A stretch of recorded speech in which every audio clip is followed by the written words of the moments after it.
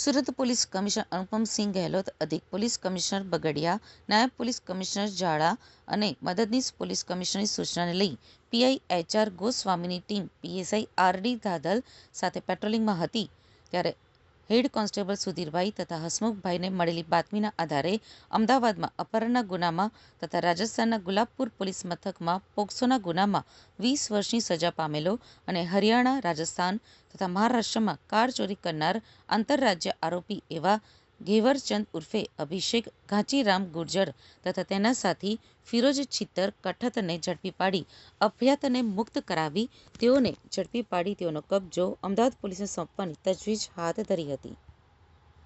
ગઈ તારીખ 27/5/2026ના રોજ અમદાવાદ શહેરના સાબરમતી પોલીસ સ્ટેશન વિસ્તારમાં એક મહિલાની અપહરણની ઘટના બનેલ, જે અનુસંધાને નેત્રમ દ્વારા સફેદ કલરની થારમાં મહિલાની અપહરણની ઘટના આરોપીઓએ અંજામ આપેલ હોવાની માહિતી મળેલી.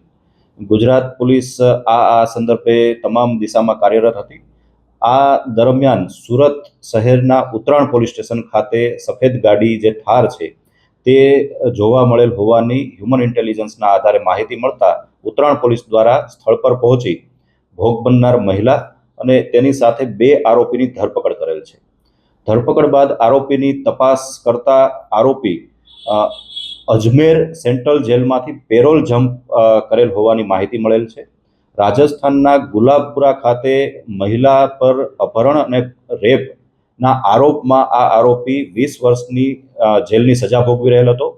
2024માં આરોપીને તેના પિતાના મૃત્યુ અનુસંધાને પેરોલ પર છોડવામાં આવ્યો અને ત્યારથી 2024થી પેરોલ જમ્પ કરી નાસ્તો કરતો હતો.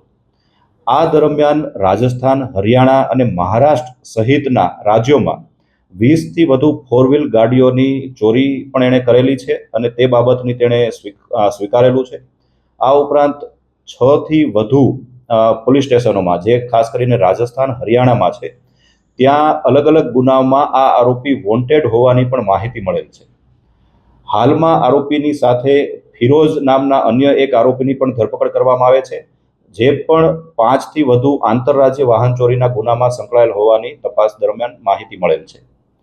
આરોપીની કસ્ટડી હાલમાં સાબરમતી પોલીસ સ્ટેશનને સોંપવામાં આવેલ છે. આ ઉપરાંત બંને આરોપીની સાથે જે ભોગ બનનાર છે મહિલા, તેને સુરક્ષિત રીતે તેના પરિવારને સોંપવામાં આવેલ છે.